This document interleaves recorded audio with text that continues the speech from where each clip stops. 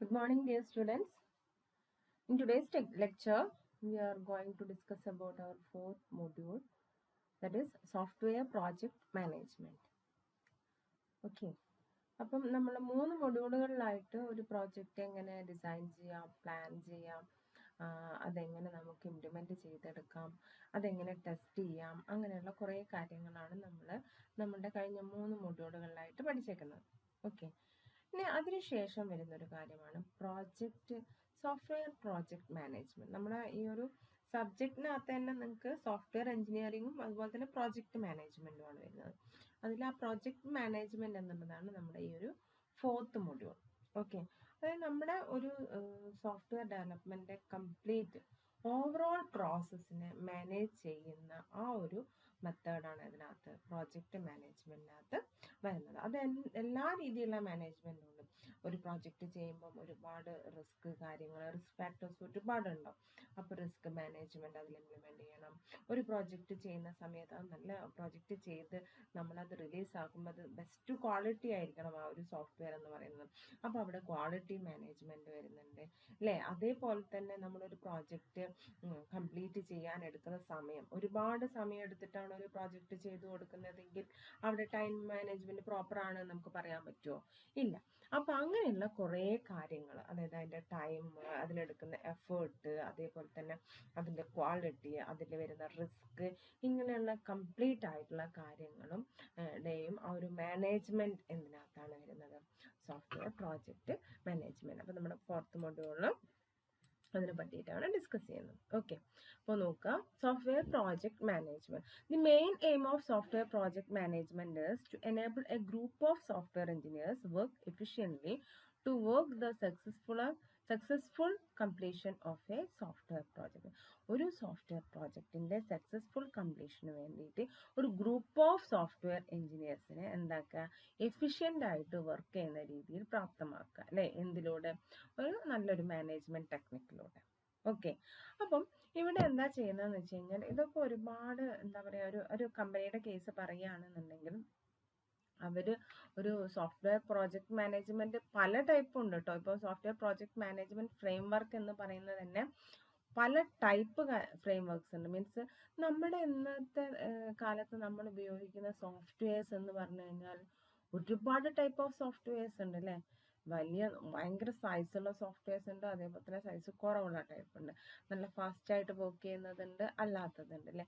നമുക്ക് ഇപ്പോൾ മാത്തമാറ്റിക്കൽ ആപ്ലിക്കേഷന് വേണ്ടിയിട്ടാണെങ്കിൽ അങ്ങനെ ഉണ്ട്, സയൻറ്റിഫിക് ആപ്ലിക്കേഷന് വേണ്ടിയിട്ട് അങ്ങനെയെങ്കിൽ അങ്ങനെ ഉണ്ട്, ഇൻസ്റ്റിറ്റ്യൂഷണൽ അല്ലെങ്കിൽ ബാങ്ക് റിലേറ്റഡ് അങ്ങനെയൊക്കെയാണ് പല രീതിയിലുള്ള സോഫ്റ്റ്വെയർസ് നമ്മൾ ഇന്ന് യൂസ് ചെയ്യുന്നുണ്ട്. അതേപോലെ തന്നെ പ്രോജക്റ്റ് മാനേജ്മെൻറ്റ് ടെക്നിക്സും പല ഡിഫറെൻറ്റ് മാനേജ്മെൻറ്റ് ടെക്നിക്സ് ഉണ്ട്. ഓക്കെ. ഇനി നമുക്ക് പറയാനുള്ളത് പ്രോജക്റ്റ് മാനേജ്മെൻറ്റ് ഫ്രെയിം വർക്കാണ്. Okay. A project management framework consist of the processes, task and tools use to take a project from start to finish. ഒരു മാനേജ്മെൻറ്റ് ഫ്രെയിം വർക്കിനകത്ത് ആ ഒരു പ്രോജക്റ്റ് ചെയ്യാൻ വേണ്ടിയിട്ട് നമ്മൾ എന്തെല്ലാം പ്രോസസ്സുകൾ ചെയ്യുന്നുണ്ട്, നമ്മൾ പഠിച്ചതാണ് അതൊക്കെ. ഡിസൈനിങ്, പ്ലാനിങ് അല്ലേ, കോഡിങ്, അങ്ങനെ ഒരുപാട് കാര്യങ്ങൾ, ഇംപ്ലിമെൻറ്റേഷൻ, അങ്ങനെ കുറേ കാര്യങ്ങളുണ്ട് നമ്മൾ പഠിച്ച. അതാണ് പ്രോസസ്സുകൾ എന്ന് പറയുന്നത്. ടാസ്ക് എന്ന് പറഞ്ഞു കഴിഞ്ഞാൽ ഇതിനുള്ളിൽ തന്നെ നമ്മൾ ചെയ്തെടുക്കുന്ന കുറച്ച് കാര്യങ്ങളാണ് ആക്ച്വലി അതിനകത്ത് ടാസ്ക്. അത് ടാസ്കും പ്രോസസ്സും ഏകദേശം ഒരുപോലെ തന്നെയാണ്. Then tools use to take project from start to finish. നമ്മൾ പല രീതിയിൽ ടെസ്റ്റിങ്ങിന് വേണ്ടി ടൂൾ യൂസ് ചെയ്യുന്നുണ്ട് അല്ലെ, ക്വാളിറ്റി ചെക്കിങ്ങിന് വേണ്ടി ടൂൾസ് യൂസ് ചെയ്യുന്നുണ്ട് അല്ലെ. അങ്ങനെ ഒരു കോസ്റ്റ് മെഷർ ചെയ്യാൻ വേണ്ടിയിട്ട് അല്ലെങ്കിൽ ഒരു എഫേർട്ട്, അങ്ങനെയൊക്കെ ഒരുപാട് കാര്യങ്ങൾക്ക്. പിന്നെ അതുപോലെ നമ്മൾ ആ സോഫ്റ്റ്വെയർ ഡിസൈൻ ചെയ്യാൻ വേണ്ടി ടൂൾ യൂസ് ചെയ്യുന്നുണ്ട്, കോഡിങ്ങിന് വേണ്ടിയിട്ട് സെപ്പറേറ്റ് പ്ലാറ്റ്ഫോം യൂസ് ചെയ്യുന്നുണ്ട്. ഇതൊക്കെ ടൂൾസിനകത്ത് പെടും. അപ്പം ഇങ്ങനെയുള്ളതെല്ലാം കൂടി ചേർന്നിട്ടുള്ളതിനെയാണ് എന്ത് പറയുന്നത്, ഒരു പ്രോജക്റ്റ് മാനേജ്മെന്റ് ഫ്രെയിം വർക്ക് എന്ന് പറയുന്നത്. എന്തിനാണ്? ഒരു സോഫ്റ്റ്വെയർ പ്രോജക്റ്റ് ഡെവലപ്മെന്റ് ഗവേൺ ചെയ്യാൻ വേണ്ടിയിട്ട്. ഓക്കെ. മൊത്തത്തിലൊന്ന് എന്താ പറയുക, മാനേജ് ചെയ്യാൻ വേണ്ടിയിട്ടാണ്. അത് സോഫ്റ്റ്വെയറിന്റെ കംപ്ലീറ്റ് ഒരു സോഫ്റ്റ്വെയർ ഡെവലപ്മെന്റ് പ്രോസസ്സ് കംപ്ലീറ്റ് ഒന്ന് മാനേജ് ചെയ്യാൻ വേണ്ടിയിട്ടുള്ളതാണ് പ്രോജക്റ്റ് മാനേജ്മെന്റ് ഫ്രെയിം വർക്ക് എന്ന് പറയുന്നത്. ഓക്കെ. ഇതിനെ നമുക്ക് 3ആയിട്ട് ക്ലാസിഫൈ ചെയ്യാം, 3 സൈക്കിൾസ് ആക്കിയിട്ട് ഡിവൈഡ് ചെയ്യാം. ഓക്കെ. ഒന്ന് പ്രോജക്റ്റ് ലൈഫ് സൈക്കിൾ, രണ്ടാമത്തേത് കൺട്രോൾ സൈക്കിൾ, മൂന്നാമത്തേത് ടൂൾസ് ആൻഡ് ടെംപ്ലേറ്റ്സ്. ഓക്കെ. പേരിൽ തന്നെ ഉണ്ട്. പ്രോജക്റ്റിനകത്ത് വരുന്നത് എന്താണ്? പ്രോജക്റ്റ് ലൈഫ് സൈക്കിളിനകത്ത് നമ്മുടെ പ്രോജക്റ്റിന്റെ കുറച്ച് ഫേസസും കാര്യങ്ങളാണ്. ഒന്ന് ഇനീഷ്യേഷൻ ഫേസ്, ദെൻ ആ പ്രോജക്റ്റ് പ്ലാൻ ചെയ്യുക, ദെൻ അതിന്റെ എക്സിക്യൂഷൻ. എക്സിക്യൂഷനൊക്കെ ഒരുപാട് പ്രാവശ്യം ചെയ്ത ശേഷമാണ് ആ ഒരു പ്രോജക്റ്റ് റിലീസ് ആവുന്നത്. കാരണം ഓരോ പ്രാവശ്യം ചെയ്യുമ്പോൾ ഓരോരോ പ്രോബ്ലംസ് ഉണ്ടാവും, പുതിയ പുതിയ കാര്യങ്ങൾ നമ്മൾ ആഡ് ചെയ്യുന്നുണ്ടാവും. Okay, then monitoring and controlling, then closer എന്ന് പറഞ്ഞു കഴിഞ്ഞാൽ അതിന് ടെർമിനേഷൻ. ആ ഒരു പ്രോജക്റ്റ് കംപ്ലീറ്റ് ആയിട്ട് സക്സസ്ഫുൾ ആയിട്ട് റൺ ചെയ്തിട്ടുണ്ടെങ്കിൽ ദെൻ അവിടെയാണ് ടെർമിനേഷൻ വരുന്നത്. ഇതേ പ്രോസസ്സുകൾ, ഇതേ സ്റ്റെപ്സിനെ നിങ്ങൾക്ക് പ്രോജക്റ്റ് കൺട്രോളിനകത്തും ടൂൾസിനകത്തും കാണാൻ പറ്റും. കൺട്രോൾ സൈക്കിളിനകത്ത് ഇപ്പം നേരത്തെ പറഞ്ഞ മോണിറ്ററിങ് ആൻഡ് കൺട്രോളിങ് ആണ്. അതിന് വേണ്ടിയിട്ട് സെപ്പറേറ്റ് ടീംസും കാര്യങ്ങളുണ്ടാവും. പിന്നെ അതേപോലെ തന്നെ ക്ലയൻറ്റ് സൈഡിൽ നിന്നും ആൾക്കാരുണ്ടാവും. നമ്മളിപ്പോൾ ഒരു സോഫ്റ്റ്വെയർ, ഒരു എന്താ പറയുക, ബാങ്കിൻ്റെ ഒക്കെ സോഫ്റ്റ്വെയർ ആണെങ്കിൽ അത് ബാങ്കിലെ കുറച്ച് ആളെ കൊണ്ട് ടെസ്റ്റ് ചെയ്യിക്കുമ്പോഴേ ഉള്ളൂ അതിൻ്റെ ആക്ച്വൽ ഫീഡ്ബാക്ക് കിട്ടുള്ളൂ. ഓക്കെ, ഒറിജിനൽ ഇറക്കുന്നതിന് മുന്നേ. അപ്പോൾ അവരെടുത്ത് ആ ഫീഡ്ബാക്ക് എടുത്തിട്ട് നമ്മൾ കുറേ കൂടി അപ്ഡേഷൻസ് എന്ത് ചെയ്യും, ആ സോഫ്റ്റ്വെയറിനകത്ത് ചെയ്യും. ഇനി ടൂൾസ് ആൻഡ് ടെംപ്ലേറ്റ്സ് എന്ന് പറഞ്ഞു കഴിഞ്ഞാൽ ഒരുപാട് ടെംപ്ലേറ്റ്സും കാര്യങ്ങളും ഒക്കെ നമ്മൾ ഈ സോഫ്റ്റ്വെയറിന്റെ ഡിസൈനിങ്ങിന് വേണ്ടിയിട്ട് യൂസ് ചെയ്യുന്നുണ്ടാവും. അതേപോലെ തന്നെ ടൂൾസ് നമ്മൾ ടെസ്റ്റിങ്ങിനും അതുപോലെ തന്നെ ഇംപ്ലിമെന്റേഷനും ഒക്കെ വേണ്ടിയിട്ട് പല രീതിയിലുള്ള ടൂൾസ് ഇന്ന് അവൈലബിൾ ആണ്. നമ്മൾ ടെസ്റ്റിംഗ് ഒക്കെ പറഞ്ഞ സമയത്ത് കുറേ എക്സാമ്പിൾസ് പറഞ്ഞു. ഓക്കെ, അപ്പോൾ അങ്ങനെയുള്ള ഒരുപാട് ടൂൾസ് ഇന്ന് അവൈലബിൾ ആണ്. ഓക്കെ, അതിനകത്ത് project plans, project management reports, അതുപോലെ തന്നെ റിസ്ക് ലോഗ്സ്, ഇതൊക്കെ അതിനകത്ത് വരും. നമ്മൾ പല രീതിയിലുള്ള റിപ്പോർട്ട് കാര്യങ്ങളൊക്കെ ഒരു പ്രോജക്റ്റ് ഉണ്ടാക്കുന്ന സമയത്ത് പ്രിപ്പയർ ചെയ്യണം. കാരണം ഒരു സോഫ്റ്റ്വെയർ ഡെവലപ്മെന്റ് ടീം എന്ന് പറഞ്ഞു കഴിഞ്ഞാൽ അവരെന്നും അതേ ടീമായിട്ട് ആ ഒരു സോഫ്റ്റ്വെയർ കമ്പനിയിൽ തന്നെ ഉണ്ടായിക്കൊള്ളുന്നില്ല. അതേസമയം ഈ കൊടുത്തിരിക്കുന്ന ഇവരുണ്ടായിരുന്ന സമയത്ത് കൊടുത്തിരിക്കുന്ന ഒരു ബാങ്കിന്റെ സോഫ്റ്റ്വെയർ ഒരുപക്ഷെ ബാങ്ക് ഒരു 7-8 കൊല്ലത്തേക്ക് അത് യൂസ് ചെയ്തേക്കാം. ഓക്കെ, അപ്പൊ അങ്ങനെ യൂസ് ചെയ്തിട്ടുണ്ടെന്നുണ്ടെങ്കിൽ, ഒരു മിനിറ്റ്, അപ്പോൾ അവരങ്ങനെ നമ്മുടെ ഇടയിൽ ഒരു സ്ലൈഡ് കയറി വന്നതാണ്. അപ്പോൾ അവരങ്ങനെ ആ ഒരു സോഫ്റ്റ്വെയർ കണ്ടിന്യൂസ് ആയിട്ട് യൂസ് ചെയ്യുന്ന സമയത്ത് ഈ ബാങ്കിന് വേണ്ടിയിട്ടുള്ള അപ്ഡേഷൻസും അതുപോലെ തന്നെ അവർക്ക് എന്തെങ്കിലും പ്രോബ്ലംസ് ഒക്കെ റൺ ചെയ്യുന്ന സമയത്ത് വരുവാണെന്നുണ്ടെങ്കിൽ അതൊക്കെ ക്ലിയർ ചെയ്ത് കൊടുക്കുന്നത് ഈ സോഫ്റ്റ്വെയർ കമ്പനി. ഒരുപക്ഷെ ഈ കമ്പനിയിൽ അന്ന് ഉണ്ടായിരുന്ന ഈ ഒരു ടീമിലുണ്ടായിരുന്ന എല്ലാവരും പോയിട്ടുണ്ടാകും. ചിലപ്പോൾ ഒരാളൊക്കെ ആയിരിക്കും അവിടെ റിട്ടേൺ ചെയ്യുന്നത്. അപ്പൊ എന്താണ്, ആ ആൾക്കൊരു പക്ഷെ ഇതെല്ലാം ക്ലിയർ ചെയ്തു. പക്ഷെ അതാണ്, നമ്മൾ ഒരു സോഫ്റ്റ്വെയർ ഉണ്ടാക്കി കഴിഞ്ഞു കഴിഞ്ഞാൽ അതേ സോഫ്റ്റ്വെയർ വേറെ ടീമിനും അതിന്റെ മുകളിൽ കാര്യങ്ങൾ ചെയ്യാൻ, എഡിറ്റ് ചെയ്യാനും ടെസ്റ്റ് ചെയ്യാനും ഒക്കെ പറ്റണം. ആ രീതിയിലുള്ള ഡോക്യുമെന്റ്സ് നമ്മൾ ഈ സോഫ്റ്റ്വെയർ ഉണ്ടാക്കുമ്പോൾ അവർ ഉണ്ടാക്കി വെക്കും. അത് നോക്കിയാൽ സോഫ്റ്റ്വെയറിലെ പ്രോഗ്രാമിന്റെ കോഡ് നോക്കിയാലൊന്നും എല്ലാവർക്കും എല്ലാ കാര്യങ്ങളും മനസ്സിലാക്കാൻ ബുദ്ധിമുട്ടാണ്. ഓക്കെ, അതേസമയം അതോരോ മൊഡ്യൂൾ വൈസ് ആയിട്ടുള്ള ഡിസ്ക്രിപ്ഷൻസും കാര്യങ്ങളും ഇത് ഇതിന്റെ കോഡാണ് എന്നൊക്കെ കറക്റ്റായിട്ട് ഡോക്യുമെന്റ് ചെയ്ത് കഴിഞ്ഞാൽ അത് നോക്കിയിട്ട് എന്ത് ചെയ്യാൻ പറ്റും, മറ്റുള്ളവർക്ക് വരെ ഈ ഒരു സോഫ്റ്റ്വെയർ അപ്ഡേറ്റ് ചെയ്യാനൊക്കെ പറ്റും. അതൊക്കെ ഈ പ്രോജക്റ്റ് മാനേജ്മെന്റ് ഫ്രെയിംവർക്കിന്റെ ഭാഗം തന്നെയാണ്. ഓക്കെ, അപ്പോൾ പ്രോജക്റ്റ് മാനേജ്മെന്റ് ഫ്രെയിംവർക്ക് എന്താണെന്ന് മനസ്സിലായോ? നമ്മുടെ ഒരു പ്രോജക്റ്റ് സ്റ്റാർട്ടിങ് മുതൽ ഫിനിഷിംഗ് വരെയുള്ള എല്ലാ പ്രോസസ്സുകളും അതിന്റെ കൺട്രോളിങ്ങും അതിന്റെ മാനേജ്മെന്റും ടെക്നിക്സും എല്ലാം കൂടി ഇംപ്ലിമെന്റ് ചെയ്യുന്നതിനെയാണ് പ്രോജക്റ്റ് മാനേജ്മെന്റ് ഫ്രെയിംവർക്ക് എന്ന് പറയുന്നത്. 3 സൈക്കിൾസ് ആയിട്ടാണ് നമ്മൾ അതിനെ ഡിവൈഡ് ചെയ്തേക്കുന്നത്. ഓക്കെ, ഇനി അടുത്ത് നമുക്ക് പറയാനുള്ളത് ജസ്റ്റ് നിങ്ങൾ ഒരു പ്രോജക്റ്റ് മാനേജ്മെന്റ് ഫ്രെയിംവർക്ക് ഒന്ന് കണ്ടു നോക്കും. ഇവിടെ ഞാനൊരു ഇതൊന്നും നിങ്ങൾ പഠിക്കണ്ട കേട്ടോ, ഈ ഒരു പേജ് തന്നെ പഠിക്കണം. നിങ്ങൾക്ക് മനസ്സിലാവാൻ വേണ്ടി ഞാൻ വെച്ചോന്നേ ഉള്ളൂ. കുറേ മാനേജ്മെന്റ്, ഞാൻ പറഞ്ഞില്ല പല ടൈപ്പ് പ്രോജക്റ്റിന് പല ടൈപ്പ് ഫ്രെയിംവർക്ക്സ് ഉണ്ട് എന്ന്. നോക്കൂ, ഇതിനകത്ത് ഭയങ്കര ഹൈലി സ്ട്രക്ചേർഡ് ആയിട്ടുള്ള പ്രോഗ്രാമിന് PRINCE2 എന്ന് പറഞ്ഞിട്ടൊരു മാനേജ്മെന്റ് ഫ്രെയിംവർക്ക് ടെക്നിക് ഉണ്ട്. Then resource allocation across the project, ഒരുപാട് റിസോഴ്സസിനെ അലോക്കേറ്റ് ചെയ്യുന്ന രീതിയിലുള്ള എന്താ പറയുക പ്രോജക്റ്റ് ആണെന്നുണ്ടെങ്കിൽ അതിന് നമ്മൾ CCPM എന്ന് പറഞ്ഞിട്ട് ക്രിട്ടിക്കൽ ചെയിൻ പ്രോജക്റ്റ് മാനേജ്മെന്റ് എന്ന് പറഞ്ഞിട്ടുള്ള ഒരു പ്രോജക്റ്റ് മാനേജ്മെന്റ് ഫ്രെയിംവർക്കാണ് യൂസ് ചെയ്യുന്നത്. ഇനി എന്താ പറയുക എഫേർട്ട് മിനിമൈസ് ചെയ്യുക, അതുപോലെ തന്നെ നല്ല ഇംപ്രൂവ്മെന്റ് ടെക്നിക്സ്, പുതിയ പുതിയ ടെക്നിക്സ് ഇംപ്ലിമെന്റ് ചെയ്യുക, അങ്ങനത്തെ ടൈപ്പ് പ്രോജക്റ്റിനാണെന്നുണ്ടെങ്കിൽ ലീൻ ടൈപ്പ് ഫ്രെയിംവർക്കാണ് യൂസ് ചെയ്യുന്നത്. ദെൻ കോംപ്ലക്സ് ആയിട്ടുള്ള പ്രോജക്റ്റിന് നമ്മൾ മുമ്പ് പഠിച്ചുള്ള എക്സ്ട്രീം പ്രോഗ്രാമിംഗിലെ അതിനകത്ത് എക്സ്ട്രീം പ്രോജക്റ്റ് മാനേജ്മെന്റ് ആണ് യൂസ് ചെയ്യുന്നത്. ഓക്കെ, ഫാസ്റ്റ് ആയിട്ട് നമ്മൾ എന്താ പറയുക ക്വിക്കായിട്ട് ചേഞ്ച് ചെയ്തുകൊണ്ടേ ഇരിക്കുക. ഓക്കെ, ദെൻ സ്ക്രം എന്ന് പറഞ്ഞിട്ട് വേറെ സ്ക്രമ്മും വാട്ടർഫോളും XPM ഒക്കെ നമ്മൾ പഠിച്ച കാര്യങ്ങളാണ്. വാട്ടർഫോൾ ഒരു ട്രഡീഷണൽ അപ്രോച്ചാണ്. സ്ക്രം എന്ന് പറയുന്നത് എന്താ പറയുക, നമ്മൾ മുമ്പ് പഠിച്ചില്ലേ, ഓരോ സ്പ്രിന്റ്സ് ആയിട്ടാണ് ഓരോ ഫേസസ് ഉണ്ടാവും. ഒരു 1-2 ഫേസസ് കൂട്ടി ഒരു സ്പ്രിന്റ് ആണ്. ആ സ്പ്രിന്റിനെയാണ് എന്ത് ചെയ്യുന്നത്, ആ സ്പ്രിന്റ് ആണ് കംപ്ലീറ്റ് ചെയ്യുന്നതിനനുസരിച്ച് പ്രോജക്റ്റ് ആയിട്ട് മാറുന്നത്. റാപ്പിഡ് ആയിട്ട് ചേഞ്ച് വരുന്ന ടൈപ്പ് ഓൺഗോയിങ് പ്രോജക്ട്സിനെയാണ് സ്ക്രം മാനേജ്മെന്റ് ഫ്രെയിംവർക്ക് യൂസ് ചെയ്യുന്നത്. ഓക്കെ, അപ്പോൾ ഇത് നമുക്ക് ഇവിടെ ലെഫ്റ്റ് സൈഡിൽ നിങ്ങൾക്ക് ഒരു പ്രോജക്റ്റ് മാനേജ്മെന്റ് ഫ്രെയിംവർക്ക് കാണാം. അതിനകത്ത് നിങ്ങൾക്ക് ഇത് വായിച്ചാൽ തന്നെ കാര്യങ്ങൾ മനസ്സിലാവും. ജസ്റ്റ് ഇനീഷ്യേറ്റ്, പിന്നെ പ്രിപ്പയർ ചെയ്യുക, പിന്നെ execution and control, then last close ചെയ്യാം. അതാണ് ആക്ച്വലി ഒരു ഫ്രെയിംവർക്കിനകത്ത് വരുന്നത്. ഇത് ഇവിടെ തന്നെ അതേ ഫ്രെയിംവർക്കിൽ റൺ ചെയ്തുകൊണ്ട് നിൽക്കുന്ന ഒരു ടാസ്ക് നോക്കൂ. ഇവിടെ ജസ്റ്റ് ചില പ്രോസസ്സുകളൊക്കെ ഈ പിങ്ക് കളറിലുള്ളത് ജസ്റ്റ് അത് തുടങ്ങിയിട്ടേ ഉള്ളൂ. ബ്ലൂ കളറിലുള്ളത് ഇൻ പ്രോഗ്രസ്, നടന്നുകൊണ്ടിരിക്കുകയാണ്. ഈ ഗ്രീൻ കളറിലുള്ളത് റിസോൾവ്ഡ് ആണ്. ഇത് കുറച്ചുകൂടി വേറൊരു ഗ്രീൻ കളറിലുള്ളത്, ലൈറ്റ് ഗ്രീൻ കളറിലുള്ളത് ക്ലോസ്ഡ്, അതായത് ആ പ്രോസസ്സൊക്കെ കംപ്ലീറ്റ് ആയിരുന്നു. അപ്പം ഇതൊക്കെ ഓരോരോ പ്രോസസ്സുകളാണ്. ഡിസൈൻ കസ്റ്റമേഴ്സ് പേജ് എന്നുള്ളത് നോക്കൂ, അത് ഇൻ പ്രോഗ്രസ്, അതിങ്ങനെ ഓൺഗോയിങ് ആണ്, നടന്നുകൊണ്ടിരിക്കുകയാണ്.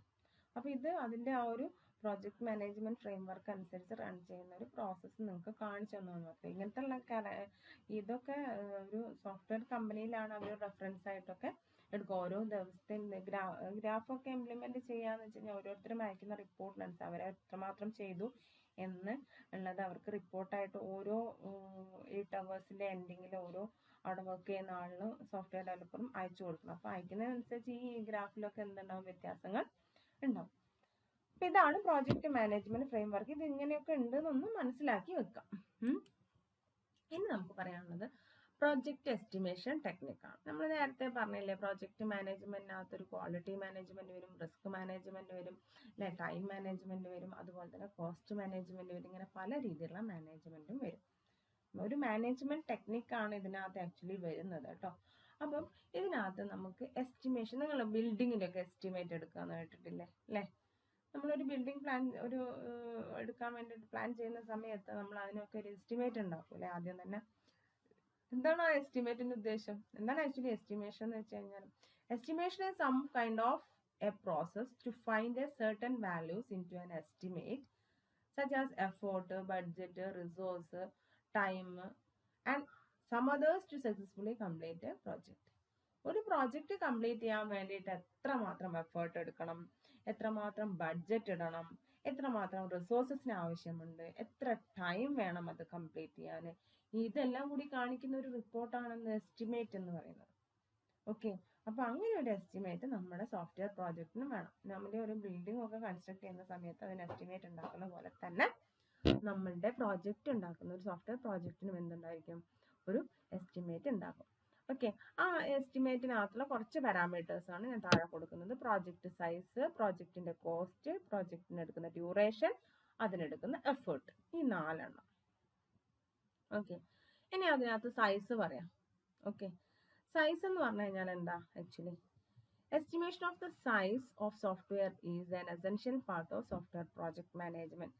It helps the project manager to further predict the effort and time will be needed to build the project. Okay, എന്താ ഇതിനകത്ത് പറയുന്നത്? ഒരു പ്രോജക്റ്റ് സൈസ് എന്ന് പറഞ്ഞു കഴിഞ്ഞാൽ നമ്മളുടെ ഈ ഒരു പ്രോജക്റ്റിന്റെ ടൈമും എഫേർട്ടും ഒക്കെ കാൽക്കുലേറ്റ് ചെയ്യണമെന്നുണ്ടെങ്കിൽ നമുക്ക് ആദ്യം എന്ത് കിട്ടണം? പ്രോജക്റ്റിന്റെ സൈസ് ഇടണം. പ്രോജക്റ്റിന്റെ സൈസ് എന്തിനകത്താ പറയാ? ഒരു പ്രോജക്റ്റ് വലിയതാണ്, അല്ലെങ്കിൽ ഒരു ബിഗ് പ്രോജക്റ്റ് ആണ്, സ്മോൾ പ്രോജക്റ്റ് ആണ് എന്നൊക്കെ നമ്മൾ തരംതിരിക്കുക എന്തിനാ വെച്ചിട്ടാ?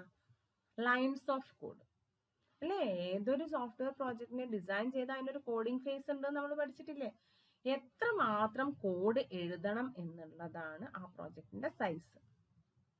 ഓക്കെ, നമ്മൾ ഡിസൈൻ ഫേസിൽ ഒരുപാട് കാര്യങ്ങൾ ചെയ്യുന്നുണ്ട്, പക്ഷെ എന്നിരുന്നാലും സോഫ്റ്റ്വെയർ കോഡിങ്ങിനെ ബേസ് ചെയ്തുകൊണ്ടാണ് നമ്മൾ സൈസ് പറയുന്നത്. അതിനൊന്നാണ് ലൈൻ ഓഫ് കോഡ്, LOC എന്ന് പറയും. ഓക്കെ, ലൈൻ ഓഫ് കോഡ് ഇവിടെ താഴെ കൊടുത്തിട്ടുണ്ട്, LOC, ലൈൻ ഓഫ് കോഡ്.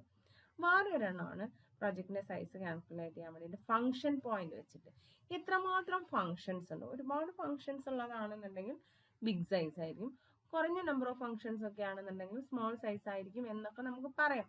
പക്ഷെ ആ ഫംഗ്ഷനും എന്തുണ്ട്?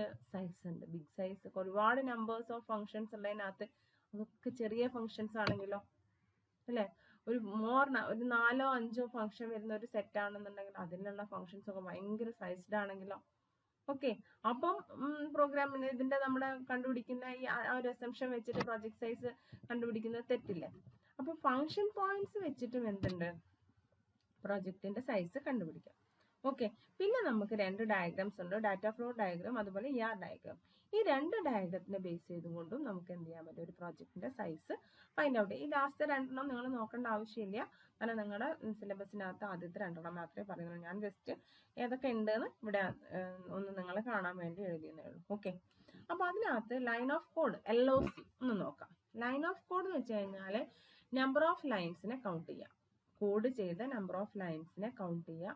അതിനകത്ത് നമ്മൾ നോർമലി എന്ത് കൗണ്ട് ചെയ്യില്ല, കമന്റ്സ് ഒക്കെ നമ്മൾ എഴുതില്ലേ, ചിലപ്പോൾ താഴെ ആയിരിക്കും ആ ലൈനിന്റെ റൈറ്റ് സൈഡിൽ തന്നെ കമന്റ് ചെയ്താൽ സ്പേസ് ഇല്ല എന്നുണ്ടെങ്കിൽ അതിന്റെ താഴെയൊക്കെ ആയിട്ട്. പക്ഷെ കമന്റ്സ് ഒന്നും നമ്മൾ കൗണ്ട് ചെയ്യില്ല, ബ്ലാങ്ക് സ്പേസസും കൗണ്ട് ചെയ്യില്ല.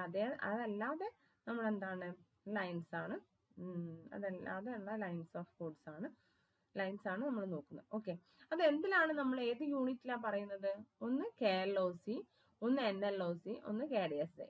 ഓക്കെ, KLOC എന്ന് പറഞ്ഞാൽ kilo line of codes, kilo എന്ന് വെച്ചാൽ 1000 ലൈൻ ഓഫ് കോഡ്സ്. ആക്ച്വലി 1024 വരും, പക്ഷെ നോർമലി 1000 ആണ് നമ്മൾ എടുക്കുന്നത്. ഓക്കെ, ഇനി NLOC എന്ന് പറഞ്ഞാൽ non comment lines of code, അതിലാണ് പ്രത്യേകം കമന്റ് ലൈൻ കാൽക്കുലേറ്റ് ചെയ്യാത്തത്. ഓക്കെ, NLOCയിൽ കമന്റ് ഉള്ള ലൈൻ ഒന്നും കാൽക്കുലേറ്റ് ചെയ്യില്ല, ബാക്കിയെല്ലാം നമ്മൾ എന്ത് ചെയ്യും, കാൽക്കുലേറ്റ് ചെയ്യും. KDSI എന്ന് പറഞ്ഞു കഴിഞ്ഞാൽ എന്താ, thousands of delivered source instruction. Okay, thousands of deliver ചെയ്തിട്ടുള്ള സോഴ്സ് ഇൻസ്ട്രക്ഷൻസ്. അപ്പൊ അതിനെ ബേസ് ചെയ്തിട്ട് നമുക്ക് എന്ത് ചെയ്യാൻ പറ്റും, ഈ ഒരു പ്രോജക്റ്റിന്റെ സൈസ് കാണാൻ പറ്റും. ഇതൊക്കെ അപ്രോക്സിമേറ്റ് ആണ് കേട്ടോ, ഇതൊക്കെ ഒരിക്കലും സോഫ്റ്റ്വെയർ ഉണ്ടാക്കിയ ശേഷമാണോ ലൈൻ ഓഫ് കോഡ് കണ്ടുപിടിക്കുക, അല്ല, സോഫ്റ്റ്വെയർ ഉണ്ടാക്കുന്നതിന് മുന്നേ നമ്മൾ ഇതൊക്കെ അസ്യൂം ചെയ്തിട്ട് വേണം ചെയ്യാൻ വേണ്ടിയിട്ട്. ഓക്കെ, ഇനി അതിന്റെ അഡ്വാൻറ്റേജസ് ആണ്, യൂണിവേഴ്സലി അക്സെപ്റ്റഡ് വൺ ആണ് ഏത്, നമ്മുടെ ഈ ലൈൻസ് ഓഫ് കോഡ് വെച്ചിട്ടുള്ളത്. ഓക്കെ, ഒരുപാട് മോഡൽസിലോ കൊക്കോമോ മോഡലൊക്കെ നിങ്ങൾക്ക് ഇനി പഠിക്കാനുണ്ട്, കൊക്കോമോ മോഡലൊക്കെ അതിനകത്ത് യൂസ് ചെയ്യുന്നുണ്ട്. പിന്നെ estimation is closer to developers perspective. നമുക്ക് കുറച്ചും കൂടി ഒരു ഈസി ആയിട്ട് ഡെവലപ്പർ ഒരു ഐഡിയക്ക് അനുസരിച്ച് നമുക്കിത് ചെയ്യാൻ പറ്റും. ഭയങ്കര സിമ്പിൾ ആണ്, ലൈൻ ഓഫ് കോഡ്സ് ആണെന്നുണ്ടെങ്കിൽ ഭയങ്കര സിമ്പിൾ. കാരണം ഇതൊക്കെ എപ്പോഴും എന്താ പറയുക, ലൈൻ ഓഫ് കോഡ് വെച്ചിട്ടൊക്കെ സൈസ് കണ്ടുപിടിക്കാം. മുമ്പേ നമ്മളിപ്പോൾ ഒരു ഫ്രഷ് ആയിട്ടുള്ള ആളിനെ സംബന്ധിച്ച് ഒരു സോഫ്റ്റ്വെയർ ഡെവലപ്പ് ചെയ്യുമ്പം ഇതൊക്കെ ബുദ്ധിമുട്ടുള്ള കാര്യമായിരിക്കും. അതേസമയം ഒരു കമ്പനിയുടെ ഒരു MNCയുടെ കേസിലൊക്കെ എടുക്കുകയാണെങ്കിൽ അവർ ഇതേ ടൈപ്പ് ഒരുപാട് പ്രോജക്ട്സ് ചെയ്തിട്ടുണ്ടാവും. അപ്പം തൊട്ട് മുന്നുള്ളത് വെച്ചിട്ട് എന്ത് ചെയ്യാം, അവർക്ക് സൈസ് അതിനേക്കാൾ എത്ര ഫങ്ഷണാലിറ്റീസ് കൂടുതലുണ്ടെന്ന് നോക്കിയാലൊക്കെ സൈസ് പെട്ടെന്ന്, ആ ഒരു എക്സ്പീരിയൻസും ഇതിന് അത്രത്തോളം എന്താ പറയുക പ്രാധാന്യമുണ്ട്. ഓക്കെ, ഇനി function point analysis. Function point അനാലിസിസിനകത്ത് ഒന്ന് നമ്പർ ഓഫ് ഫങ്ഷൻസ് കണ്ടുപിടിക്കാം, പിന്നെന്ന് വെച്ച് കഴിഞ്ഞാൽ എന്താ പറയുക, compute the adjusted function points, അതേപോലെ തന്നെ ഫങ്ഷൻ പോയിന്റ് കൗണ്ട് ചെയ്യുകയും ചെയ്യാം. Okay, total functions, total function points, then അത് മൊത്തവും എന്ത് ചെയ്യുക, കൗണ്ട് ചെയ്തെടുത്തിട്ട് ടോട്ടൽ ചെയ്ത് കഴിഞ്ഞാലാണ് നമ്മൾ എന്ത് കിട്ടുക, ഈ ഒരു പ്രോജക്റ്റിന്റെ സൈസ് കിട്ടുന്നത്. ഓക്കെ, അപ്പൊ ഫങ്ഷൻ പോയിന്റിനെ ഇത് നിങ്ങൾ സിമ്പിൾ ആയിട്ട് ഇങ്ങനെ മനസ്സിലാക്കിയാൽ മതി എത്രമാത്രം ഫങ്ഷൻസ് ഉണ്ട് എന്നുള്ളത്. കാരണം ഒരുപാട് ഫങ്ഷൻസ് ഉണ്ടാവും, ആ ഫങ്ഷൻസ് ഒക്കെ ഒരുപാട് അങ്ങോട്ടും ഇങ്ങോട്ടും ഒക്കെ കണക്ട് ചെയ്തിട്ടും ഉണ്ടാവും. അവിടെയൊക്കെയാണ് നമ്മുടെ ഈ കപ്ലിങ്ങിന്റെയും കൊഹിഷന്റെയും ഒക്കെ ഒരു പ്രാധാന്യം വരുന്നത്. കാരണം എല്ലാം അങ്ങനെ ഇന്റർലിങ്ക്ഡ് ആണെന്നുണ്ടെങ്കിൽ ഭയങ്കര ബുദ്ധിമുട്ടായിരിക്കും. ഓക്കെ, ഇങ്ങനെ കാരണം ഒരു ഫംഗ്ഷൻ ഒരു പ്രാവശ്യമായിരിക്കും, അതിന് അപ്പുറത്ത് പോയിട്ട് തിരിച്ചിങ്ങോട്ട് 3-4 പ്രാവശ്യമൊക്കെ കോൾ ചെയ്യുന്നുണ്ടാവും. അപ്പോഴൊക്കെ ശരിക്കും അതിന്റെ സൈസ് ഒരു ഇതിൽ തന്നെ 3 times വരികയാണ്. ഓക്കെ, അതാണ് ഫംഗ്ഷൻ പോയിന്റ്സ് എന്നൊക്കെ പറയുന്നത്. അപ്പം അതിനെപ്പറ്റി കൂടുതലായിട്ട് പോകേണ്ട, എത്രമാത്രം ഫങ്ഷൻസ് ഉണ്ട് എന്നുള്ളതിനെ ബേസ് ചെയ്തുകൊണ്ടാണ് നമ്മൾ എന്താ പറയുക ഈ ഒരു മെത്തേഡിനകത്ത് സൈസ് കാൽക്കുലേറ്റ് ചെയ്യുക. അതിന്റെ അഡ്വാൻറ്റേജസ് എന്ന് പറഞ്ഞു കഴിഞ്ഞാൽ it can be easily used in the early stages. Project plan മുമ്പ് ഒരുപാട് യൂസ് ചെയ്തിട്ടുണ്ട് പ്രോജക്ട് പ്ലാനിങ്ങിനകത്ത്. It is independent on the programming language. ഏത് ലാംഗ്വേജിൽ പ്രോഗ്രാം എഴുതാണെങ്കിലും പ്രശ്നമില്ല, നോർമൽ കേസിൽ ഏത് ലാംഗ്വേജിൽ എഴുതാണെങ്കിലും ഫങ്ഷൻസ് നമ്മൾ എഴുതും. Okay, it can be used to compare different projects even if they use different technologies. ഏത് ടെക്നോളജി ആണെന്നുണ്ടെങ്കിലും ഒരു കുഴപ്പമില്ല, ലാംഗ്വേജ് ആണെന്നുണ്ടെങ്കിലും ഒരു പ്രശ്നമില്ല, നമുക്ക് ഫങ്ഷൻസ് എന്തായാലും അതിനകത്തുണ്ടാവും. സോ അത് വെച്ചിട്ട് നമുക്ക് സൈസ്. അപ്പോൾ ഈ രണ്ട് മെത്തേഡാണ് ഒരു സോഫ്റ്റ്വെയർ പ്രോജക്റ്റിന്റെ സൈസ് കാൽക്കുലേറ്റ് ചെയ്യാൻ വേണ്ടിയിട്ടുള്ള മെത്തേഡ്സ്. ഓക്കെ, ഇനി നമുക്ക് പറയാനുള്ളത് പ്രോജക്റ്റ് എസ്റ്റിമേഷൻ ടെക്നിക്സ്. ഒന്ന് അതിൽ മെയിൻ ആയിട്ട് പറയാനുള്ളത് ടോപ്പ് ഡൗൺ എസ്റ്റിമേറ്റും അതേപോലെ തന്നെ ബോട്ടം അപ്പ് എസ്റ്റിമേറ്റും ആണ്. ഇതല്ലാതെ കുറച്ച് എസ്റ്റിമേഷൻ ടെക്നിക്സ് ഉണ്ട്. Analogous estimating, parametric estimating, 3-point estimating എന്നൊക്കെ പറഞ്ഞിട്ട് നിങ്ങൾക്ക് ഇവിടെ കാണാൻ പറ്റും. നോക്കൂ, ഇവിടെ കാണാൻ പറ്റും. പക്ഷെ അതൊന്നും ഞാൻ പറഞ്ഞില്ലേ, നിങ്ങൾ കൂടുതലായിട്ട് ചില കാര്യങ്ങളൊന്നും നോക്കണ്ട. മെയിനായിട്ട് ഉള്ള ഞാൻ പഠിക്കാൻ വേണ്ടി മാത്രം ഇവിടെ കൊടുത്തുള്ള സാധനങ്ങൾ നോക്കിയാൽ മതി. പക്ഷെ പ്രൊജക്ട് എസ്റ്റിമേഷൻ ടെക്നിക്സ് ലിസ്റ്റ് ചെയ്യാൻ വേണ്ടിയിട്ട് ഒരു 4 മാർക്സിന് 2 മാർക്സിന് ചോദിച്ചാൽ ഒരുപക്ഷെ ഈ 4 ലിസ്റ്റ് ചെയ്യേണ്ടി വരും. 2 മാത്രം ലിസ്റ്റ് ചെയ്താൽ പോരാ. ഓക്കെ, അപ്പോൾ അങ്ങനെയൊക്കെ നിങ്ങൾക്ക് ആൻസർ ചെയ്യാൻ വേണ്ടിയിട്ട് ഇത് യൂസ്ഫുൾ ആയിരിക്കും. നിങ്ങളുടെ ഒരു ടോപ്പ് ഡൗണും ബോട്ടം അപ്പും മാത്രമേ എന്ത് ചെയ്തിട്ടുള്ളൂ, പറഞ്ഞിട്ടുള്ളൂ. അപ്പം നമുക്ക് ടോപ്പ് ഡൗണും ബോട്ടം അപ്പ് അപ്രോച്ചും എന്താണെന്ന് നമുക്ക് നോക്കാം. ഓക്കെ, അപ്പോൾ ഇതിനകത്ത് ഫസ്റ്റ് വൺ വരുന്നത് ടോപ്പ് ഡൗൺ എസ്റ്റിമേറ്റ് ആണ്. ഈ ടോപ്പ് ഡൗൺ എസ്റ്റിമേറ്റിനകത്ത് എങ്ങനെയാണെന്ന് വെച്ച് കഴിഞ്ഞാൽ നമ്മുടെ എഫേർട്ട് എന്ന് പറയുന്നത് function of A project size ആണ്. ഫങ്ഷൻ ഓഫ് പ്രോജക്റ്റ് സൈസ് അല്ലേ? എഫേർട്ട് എന്ന് പറഞ്ഞു കഴിഞ്ഞാൽ ഈ നമ്മുടെ പ്രോജക്റ്റ് സൈസിൻ്റെ ഒരു ഫങ്ഷനാണ്. അതേപോലെ തന്നെ ടൈമും പ്രോജക്റ്റ് സൈസിനെ ബേസ് ചെയ്തിട്ട് പറയുകയാണെങ്കിൽ ഒരു ഫങ്ഷനാണ്. അപ്പോൾ ഈ സൈസ് കിട്ടിക്കഴിഞ്ഞാൽ മാത്രമേ എന്ത് കാൽക്കുലേറ്റ് ചെയ്യാൻ പറ്റുള്ളൂ, നമ്മൾ അതിനെടുക്കുന്ന എഫേർട്ടും അതേപോലെ തന്നെ ടൈമും. അപ്പോൾ ഈ ടോപ്പ് ഡൗൺ അപ്രോച്ചിനകത്ത് അതിന് വേണ്ടിയിട്ട് എന്താ ചെയ്യുന്നതെന്ന് വെച്ച് കഴിഞ്ഞാൽ, ഒരു വലിയ പ്രോജക്റ്റ് ആണെന്നുണ്ടെങ്കിൽ അത് കോർ പാർട്ടുകളായിട്ട് നമ്മൾ അതിനെ ഡീകമ്പോസ് ചെയ്യും. എന്നിട്ട് എന്ത് ചെയ്യും, അത് ഓരോന്നിനെയും എത്രമാത്രം സൈസ് ഉണ്ട് എന്നൊക്കെ ഉള്ളത് കാൽക്കുലേറ്റ് ചെയ്യും. ഓക്കെ, പക്ഷെ അതേസമയം ബോട്ടം അപ്പ് അപ്രോച്ചിനകത്ത് അല്ലെങ്കിൽ എസ്റ്റിമേറ്റിനകത്ത് ഈ ടോട്ടൽ പ്രോജക്റ്റിന് എന്താ സ്മോളർ വർക്ക് പീസസ് ആയിട്ട്, ഏറ്റവും ചെറിയ വർക്ക് പീസസ് ആയിട്ട് ആണ് ഡിവൈഡ് ചെയ്യുക എൻ്റയർ പ്രോജക്റ്റിനെ. എന്നിട്ട് എന്ത് ചെയ്യും, ഈ എത്രമാത്രം സ്മോളർ പീസിന് എത്രമാത്രം എന്താ പറയുക സൈസ് കാര്യങ്ങളൊക്കെ വരുന്നുണ്ട് എന്നുള്ളത് അസ്യൂം ചെയ്തിട്ട് അതിനെ കൊണ്ട് മൾട്ടിപ്ലൈ ചെയ്യും. എത്ര ഇങ്ങനത്തെ പീസസ് ഉണ്ടോ നോക്കിയിട്ട് മൾട്ടിപ്ലൈ ചെയ്യും. അതാണ് ബോട്ടം അപ്പ് അപ്രോച്ച്. മറ്റേതിനകത്ത് ടോപ്പ് ഡൗണിനകത്ത് അതിൻ്റെ കോർ പീസുകളായിട്ട് മാത്രമാണ് ഡിവൈഡ് ചെയ്യുന്നത്. ഓക്കെ, ഇനി ഇതല്ലാതെ വേറെ കുറച്ചെണ്ണം കൂടി ഉണ്ട്, അതൊന്ന് നോക്കുക. ഇനി steps involve in project estimation. ഒരു പ്രോജക്റ്റ് എസ്റ്റിമേഷനകത്തുള്ള സ്റ്റെപ്സ് ആണ്. ജസ്റ്റ് നിങ്ങൾക്ക് വായിച്ചു നോക്കിയാൽ തന്നെ മനസ്സിലാവുന്ന രീതിയിലാണ് കൊടുത്തിരിക്കുന്നത്. First identify the modules in the system. Simple ആയിട്ടുള്ള മൊഡ്യൂൾസ് ഉണ്ടോ, മീഡിയം ആയിട്ടുള്ള മൊഡ്യൂൾസ് ഉണ്ടോ, ഭയങ്കര കോംപ്ലക്സ് ആയിട്ടുള്ള മൊഡ്യൂൾസ് ഉണ്ടോ എന്നുള്ളത് ഐഡന്റിഫൈ ചെയ്യും. കാരണം നമ്മൾ മൊഡ്യൂൾ ആക്കിയിട്ടല്ലേ ഡിവൈഡ് ചെയ്തിട്ട് ഒരു സോഫ്റ്റ്വെയർ ചെയ്യാം. Then determine the average coding effort of, എത്രമാത്രം കോഡിംഗ് എഫേർട്ട് വേണം, ഒരു സിമ്പിൾ ആയിട്ടുള്ള മൊഡ്യൂൾ ചെയ്യാൻ എത്ര എഫേർട്ട് എടുക്കണം, ഒരു മീഡിയം ടൈപ്പ് മൊഡ്യൂൾ ചെയ്യാൻ വേണ്ടിയിട്ട് എത്ര എഫേർട്ട് എടുക്കണം, ഒരു ഭയങ്കര കോംപ്ലക്സ് ആയിട്ടുള്ള ഒരു മൊഡ്യൂൾ ചെയ്യാൻ വേണ്ടിയിട്ട് എത്രമാത്രം എഫേർട്ട് എടുക്കണം എന്നുള്ളത് ആദ്യം ഡിറ്റർമിൻ ചെയ്യും. Then get the total coding effort. ഇതൊക്കെ എത്ര എണ്ണം ഉണ്ട് നോക്കിയിട്ട് അതിനെ കൊണ്ട് മൾട്ടിപ്ലൈ ചെയ്തിട്ട് ആഡ് ചെയ്ത് കഴിഞ്ഞാൽ ടോട്ടൽ കോഡിംഗ് എഫേർട്ട് കിട്ടും. Then using the effort distribution of similar projects. ഇതേപോലെയുള്ള പ്രോജക്റ്റ് മുമ്പ് ചെയ്തിട്ടുണ്ടെന്നുണ്ടെങ്കിൽ അതിന് എത്രമാത്രം എഫേർട്ട് ഡിസ്ട്രിബ്യൂട്ട് ചെയ്തിട്ടുണ്ട് എന്നുള്ളത് കൂടി നോക്കും. എന്നിട്ട് എന്ത് ചെയ്യും, അത് രണ്ടും കൂടി വെച്ചിട്ട് നമ്മളിവിടെ കാൽക്കുലേറ്റ് ചെയ്ത് വെച്ചിട്ടുള്ളതും മുമ്പ് കൊടുത്തൊരു പ്രോജക്റ്റിന് ഇത്രമാത്രം യൂസ് ചെയ്തിട്ടുണ്ടെന്നുള്ളതും വെച്ചിട്ട് നമ്മൾ ഇത് എന്ത് ചെയ്യും, എസ്റ്റിമേറ്റ് ചെയ്യും. ഓക്കെ, ഇതാണ് ഒരു പ്രോജക്റ്റ് എസ്റ്റിമേഷൻ മെത്തേഡ് എന്ന് പറയുന്നത്. കുറെ ഇതൊക്കെ എക്സ്പീരിയൻസിലൂടെയാണ് ഇങ്ങനെയുള്ള ഒരുപാട് കാര്യങ്ങൾ. കുറെ തിയറട്ടിക്കൽ മെത്തേഡ് ഒക്കെ ഉണ്ടെങ്കിൽ കൂടി ഇതിന്റെ മെയിൻ എയിം എന്ന് പറഞ്ഞു കഴിഞ്ഞാൽ മുമ്പേ ചെയ്തു വരുന്ന പ്രോജക്റ്റിന്റെ എക്സ്പീരിയൻസിലൂടെയാണ് നമുക്കിതൊക്കെ സ്വായത്തമാക്കാൻ പറ്റും. ഓക്കെ, ഇനി നമുക്കിതിനകത്തുള്ള ഒരു മോഡൽ പറയാം. Constructive cost model. ഇത് എപ്പോഴും എക്സാമിനൊക്കെ ചോദിക്കുന്നതാണ്. കൊക്കോമോ എന്നാണ് പറയാം. Okay, COCOMO is A heuristic cost estimate. ഒരു കോസ്റ്റ് കണ്ടുപിടിക്കാനുള്ള അല്ലെങ്കിൽ കോസ്റ്റ് എസ്റ്റിമേറ്റ് ചെയ്യാൻ വേണ്ടിയിട്ടുള്ള ഒരു ടെക്നിക്കാണ്. ബോം എന്ന് പറഞ്ഞിട്ടുള്ള സയന്റിസ്റ്റാണ് ഇത് കണ്ടുപിടിച്ചിരിക്കുന്നത്. അപ്പം this model assumed that the relationship among different project parameters can be made using suitable. ഇതിനകത്ത് മാത്തമാറ്റിക്കൽ ഓപ്പറേഷൻ. ഇതിനകത്ത് പറയുന്നത് നമ്മൾ ശരിക്കും ഈ പറഞ്ഞിരിക്കുന്ന കിലോ ലൈൻ ഓഫ് കോഡ് അല്ലെങ്കിൽ ഫങ്ഷൻ പോയിന്റ്സ് ഇതൊക്കെ വെച്ച് നമ്മൾ സൈസൊക്കെ കണ്ടുപിടിക്കുകയാണെന്നുണ്ടെങ്കിൽ നമുക്ക് ഈ കോസ്റ്റും കാര്യങ്ങളും ഒക്കെ കണ്ടുപിടിക്കാൻ വേണ്ടിയിട്ട് ഇതൊക്കെ കുറച്ചൊരു മാത്തമാറ്റിക്കൽ ആപ്ലിക്കേഷൻസ് വെച്ചിട്ട് നമുക്ക് ഡിറൈവ് ചെയ്ത് എടുക്കാൻ പറ്റുമെന്നാണ് ഇതിനകത്ത് പറയുന്നത്. ഓക്കെ, അപ്പോൾ ഇതിനകത്ത് 3 ക്ലാസിഫിക്കേഷൻസ് പറയുന്നുണ്ട്. Boehm stated that any software development project can be classified into one of the following categories based on the development complexity. Okay, ഒന്ന് ഓർഗാനിക് ആണ്, ഒന്ന് സെമി ഡിറ്റാച്ച്ഡ് ആണ്, അടുത്തത് എംബഡഡ് ആണ്. 3 ടൈപ്പ് പറയുന്നുണ്ട്. ഓർഗാനിക്കിനകത്ത് അത് യൂസ് ചെയ്യുന്നത്, ആ ഒരു എസ്റ്റിമേഷൻ മെത്തേഡ് യൂസ് ചെയ്യുന്നത് വെൽ അണ്ടർസ്റ്റുഡ് ആയിട്ടുള്ള ഒരു പ്രോജക്റ്റ്, നമുക്ക് നന്നായിട്ട് അറിയാവുന്ന ഒരു പ്രോജക്റ്റിന്റെ കേസിലാണ്. ഓക്കെ, ഇപ്പോൾ ഒരു ഇൻസ്റ്റിറ്റ്യൂഷൻ്റെ ടൈപ്പ് പ്രോജക്റ്റ് ഒക്കെ ആണെങ്കിൽ നമുക്കറിയാം, നമ്മൾ ഇൻസ്റ്റിറ്റ്യൂഷനിൽ വർക്ക് ചെയ്യുന്നവരാണ്, അവിടെ എന്തെല്ലാം ഡീലിങ്സ് സോഫ്റ്റ്വെയറിലൂടെ നടക്കുന്നുണ്ട് എന്നുള്ളത് അല്ലേ.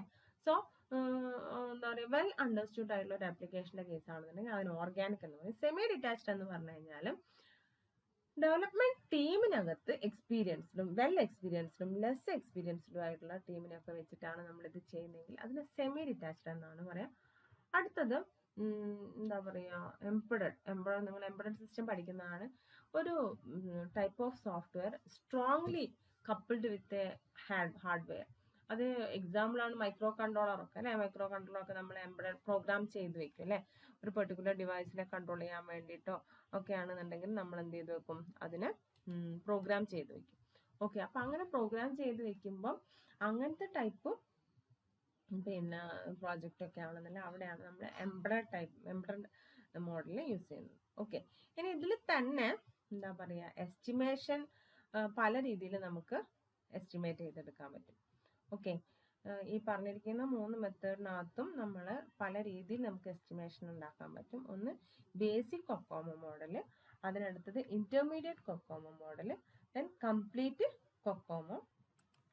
ബേസിക് കൊക്കോമോ എന്ന് പറഞ്ഞു കഴിഞ്ഞാൽ നമ്മൾ നേരത്തെ പറഞ്ഞ പോലെ തന്നെ എന്താ പറയുക, എഫേർട്ട് എന്ന് പറയുന്നത് development time, function of project size. എഫേർട്ടും അതുപോലെ തന്നെ ടൈം എന്ന് പറയുന്നത് നമ്മളുടെ പ്രോജക്റ്റിന്റെ സൈസിന്റെ ഒരു ഫംഗ്ഷൻ ആയിട്ടാണ് എടുക്കുന്നത്. അപ്പം എഫേർട്ട് കണ്ടുപിടിച്ചാൽ നമുക്ക് സൈസ് കണ്ടുപിടിച്ചാൽ എഫേർട്ട് കണ്ടുപിടിക്കാൻ പറ്റും, അതേപോലെ തന്നെ സൈസ് കണ്ടുപിടിച്ചാൽ അതിനുള്ള ടൈമും നമുക്ക് കണ്ടുപിടിക്കാൻ പറ്റും.